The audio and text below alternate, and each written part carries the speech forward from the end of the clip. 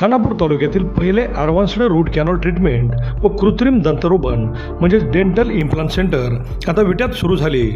येथे advanced route canal म्हणजेच route canal treatment ही पूर्वीच्या पद्धतीने 3, 4 किंवा 5 सेटिंगमध्ये केली जात होती.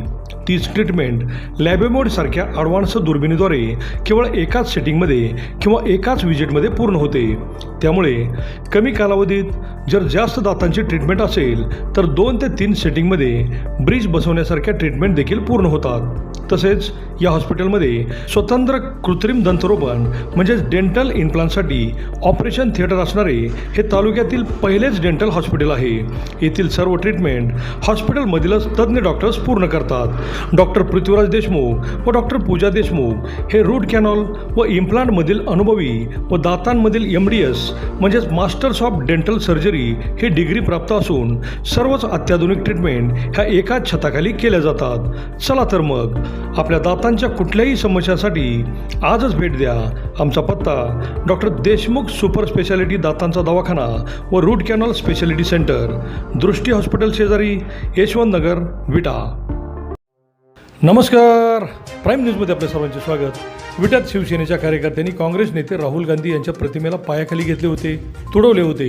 त्याचा निषेध करण्यासाठी काँग्रेस कार्यालयात काँग्रेस कार्यकर्त्यांनी आज राहुल गांधी यांच्या प्रतिमेला दुग्धाभिषेक घातला आणि शुद्धीकरण केले. तालुकाध्यक्ष चंदूबापू चव्हाण, गजानन सुतार यांनी अतिशय आक्रमकपणे शिंदे शिवसेनेला विरोध केला. निवडणुकीत तुमच्याबरोबर होतो आणि लगेच तुम्ही राहुल गांधींच्या प्रतिमेला पायाखाली घेतले, याचा गंभीर परिणाम आगामी काळात पाहायला मिळणार आहे. भाजपच्या नरेंद्र मोदींच्या चुकीच्या निर्णयाला अतिशय आक्रमकपणे विरोध करीत राहुल गांधींनी देशाचे लक्ष वेधून घेतले आहे आणि तुम्हाला पाठिंबा दिला असताना तुम्ही असे करणे योग्य नव्हते. त्यामुळे आगामी काळात गंभीर परिणाम भोगावे लागणार असा इशारा दिल्याने मोठी खळबळ उडाली आहे. अशोकराव साळुंके, सुरेश पाटील, अध्यक्ष चंदूबापू चव्हाण, गजानन सुतार, महापुरे आदींबरोबर अनेक कार्यकर्ते होते. नुकत्याच झालेल्या नगरपालिका व जिल्हा परिषद पंचायत समिती निवडणुकीत काँग्रेसने शिवसेनेला जाहीर पाठिंबा दिला असताना काँग्रेसलाच पायाखाली घेतल्याने आता काँग्रेस कार्यकर्ते शिवसेनेला विरोध करणार की एकत्र राहणार हे पाहणे महत्त्वाचे ठरणार आहे. आमदार विश्वजित कदम यांनी सुद्धा यावर काहीच भाष्य न केल्याने मोठी खळबळ उडाली आहे. अभिजित शिंदे, प्राईम न्यूज, विटा.